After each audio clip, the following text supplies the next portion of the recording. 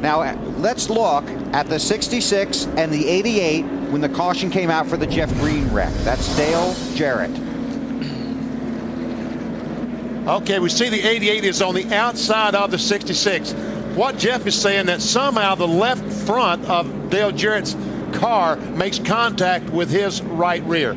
The angle we had, it's impossible to see. But that makes sense. Yeah. Now that you look at it that way, that's exactly what happened. Kyle had a good view of it, and obviously Jeff felt it. Wild ride for Carl Edwards. There's the UPS Ford of Dale Jarrett. Pit road will be open this time. But how many of these lead lap cars will give up their track position? Well, if they don't come, the guys behind them will. Yeah. So pit road's going to be busy. The question is how busy. There we can see the left front fender on the 88 car, and you know there's not really any visible damage. Yeah, you can see right there in that decal, BP. Yeah, right where it says the cleave out, you can see it. Right there, there's some rubbing going on. And it doesn't take much. It doesn't take anything here. I'm telling you what, these cars are on the verge of wrecking every lap anyway. And when you're driving these cars at this racetrack, it just feels like if you look at the guy's fender the wrong way, you can make him get sideways. And in the Bank of America Countdown to Green, we talked about how air can play such a huge factor in that kind of a situation. Well, so can your left front bumper into somebody's rear quarter panel. All right, are they going to give up that track position? Looks like they're all coming down pit road. Marty? Well, Matt Kenseth said, Robbie Reiser, you're the crew chief. You're making the decision on this one. I'm not going to. The leader hits pit road. It will be 2 tires only. Right side for Matt. Said the car was a little tight on that run, but he was not unhappy with it. Dave? Crew chief, I'm thinking about no tires, fuel only, or 2. Kurt Busch, I'm all about 2. No changes to the chassis. 2 right side tires. Alan? Jimmy Johnson made the call from the car. 2 tires. He's gone. Matt? They're making a chassis adjustment for Junior. Let's see if he does too. They drop the jacket. He is away. AB, what about the 20? Tony Stewart's team getting 4 tires on their stop. We'll go back and double check for sure. Wow. But Stewart heading out onto the race. 6th in line. Great pit stop from Tony Stewart's team if he took 4. There's one car stalled on pit road. Matt Kenseth had to avoid contact on pit road.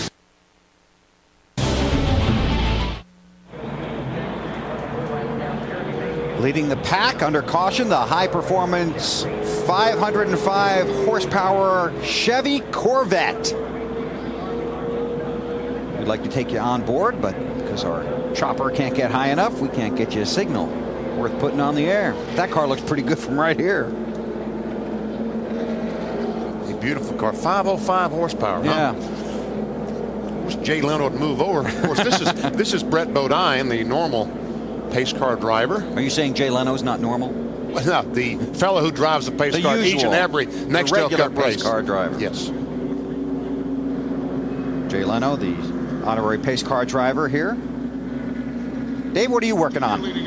Well, Bill, you know, we've given you a couple of replays in the booth today, courtesy of the truck, but down here on pit road, fans are looking over the NASCAR NEXTEL fan view more and more. This is a little device that NEXTEL has put together to get the fans a closer view of the action down here on pit road or up in the stands, and frankly, I'm getting some very good use out of it today in the 500. It is a television. You can see the video replay of everything happening on the big NEXTEL screens around the track. It is also a stats generator, and you can keep real-time stats while you're watching the race on your favorite driver on the whole field, or you can even compare drivers one to another. Also, it has audio replay, which means if I miss a guy and I need to get some information, I can listen to the last 3 minutes of their conversation over the scanner. And it's also a priority scanner, so you don't need to carry a scanner around anymore. You can carry NASCAR NEXTEL fan view. It's really cool. They're renting them to you today. $50 a day, $70 for the weekend. If that's too much, get a couple of friends. You can link your headsets together. It's very cool, Bill. All right, Dave. Thanks a lot. Just send a couple of those up here, would you, buddy? Looks like he would have linked up Matt or Marty or somebody on his. No, Dave's not going to. He got the first one. He's not sharing. I got you. Okay. Gotcha. Okay, earlier we had our Singular Race Talk poll question for you. Oh, did we now? Yes, we did. And what about it? Later on, we're going to show you the results. Okay. Okay, on this Corvette pace car. You gotta be careful with your drafting partner, don't you, Wally?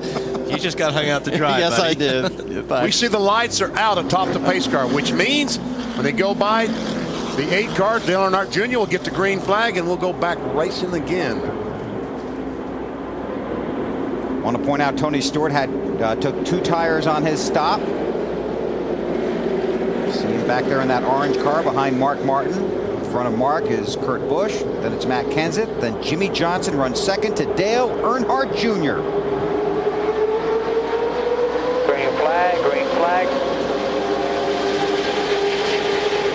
5 laps from halfway. Well, Jimmy Johnson got a good start. So did Kenseth. These guys, that's just a good opportunity to try to make a pass when you're going up through the gears. Oh, Johnson got a tough break. He dives to the outside. Kenseth wanted to make it 3 wide. And now it looked like Junior moved up to try to help Jimmy Johnson get going in the 48. Moved up or slipped up. Yeah, I think he's just, when you're in that position, you kind of want to use a lot of racetrack and not help either the bottom line or the top line. Well, he didn't. He was consistent, helped neither one of them. And now that they're up to speed, he's fairly safe. Mark Martin in the 6, next to Jimmy Johnson in the 48. Mark beginning his final season in the NASCAR Nextel Cup Series, won the truck race here on Friday night.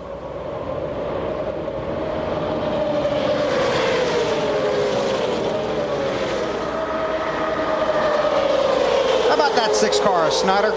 Yeah, Bill, a Daytona resident. That was actually his first ever points-paying win here at Daytona was Friday night. He'd love to make it the weekend sweep, if you will, in the 2 races that he was in this weekend. Mark, 2 tires on the last stop. Car's been a little bit tight. They've been gaining on it, though. Mark said they're getting a little bit better. Up 1 round on the track bar, trying to loosen it up.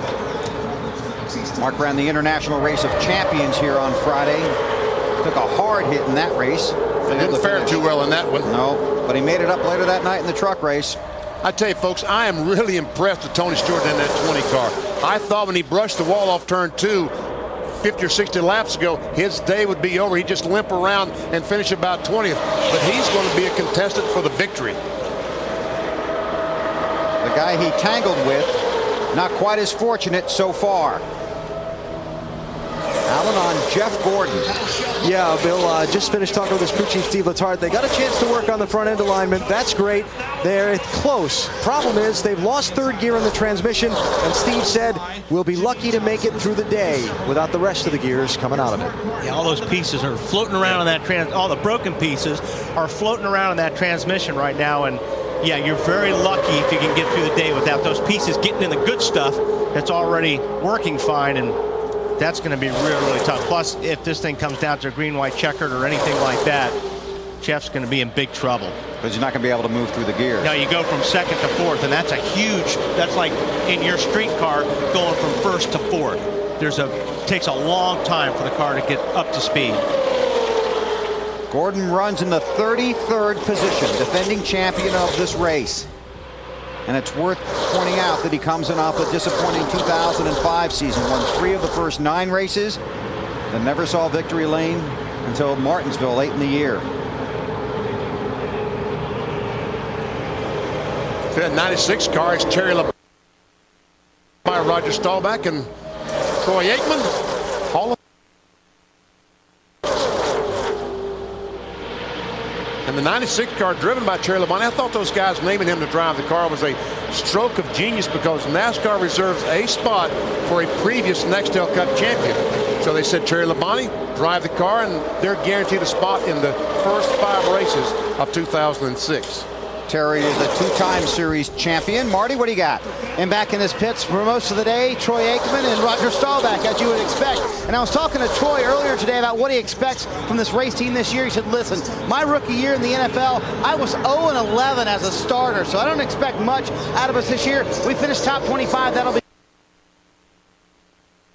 some good things out of him. Terry running well today. And Benny, Terry's only driving a handful of them until they get secured in the top 35 in points, and then they'll make a driver change. They've already got their other driver lined up for that. Tony Raines was announced as the driver of the 96 car, and in the 6th race, he will take over. We've just passed the halfway mark, and no car has been declared out of this race yet. Although Jeff Green, Kyle Petty, J.J. Ailey, and Carl Edwards